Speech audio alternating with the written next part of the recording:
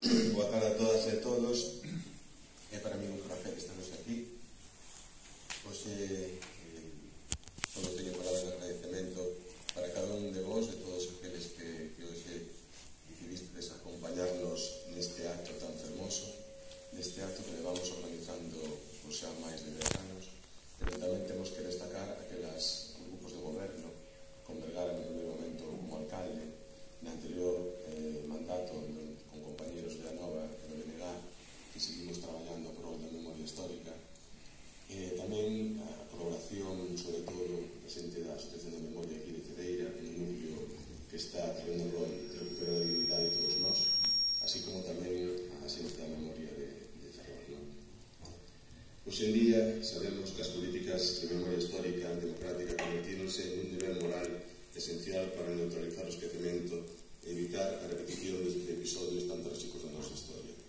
Coñecer a trayectoria da nosa democracia, dende a súa orixe á actualidade, as súas vicisitudes, os sacrificios das mulleres e homes de España na loita polas liberdades e a democracia, é un deber ineludible que contribuirá a fortalecer a nosa sociedade naquelas virtudes cívicas e nos valores da Constitución. A sociedade española ten un deber de memoria para as persoas que foron perseguidas, encarceladas, torturadas e que perderon os seus bens e tamén a súa propia vida. A memoria das vítimas do golpe de Estado, da guerra de España e da ditadura franquista, o seu reconhecemento, reparación e dignificación representan, por tanto, un inexcusable deber moral na vida política, sendo identidade da calidade da democracia. A historia non pode construirse desde o esquecemento e o silenciamento dos vencidos.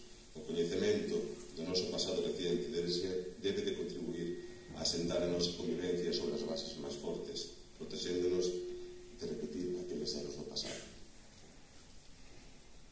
Hoxe, a mí gustaríame falar un pouquinho da lectura do libro. A verdade é que, como dixo Vergara, o libro non ten fronteiras.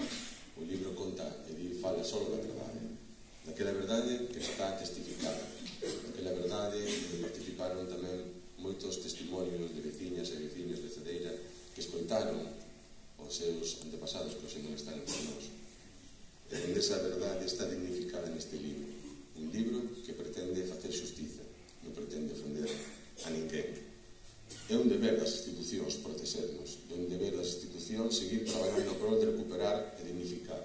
Saber a encendida que vemos en algún momento cando se fan as proxeccións que cando ledes a verdade que doe ver o nome das persoas, mariñeiros, gregos, cos anos que tiñan, a verdade que é algo complexo de ler, de verdade. É un libro que te emociona, pero tamén te fai repensar moito a vida.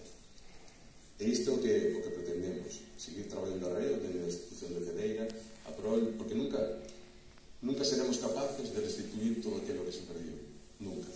Pero cada acto que faremos, cada día que esteñamos aquí, cada día que esteñamos recordando todo isto, será unha forma de recordar os telos presentes sempre na nosa memoria, que é o máis importante.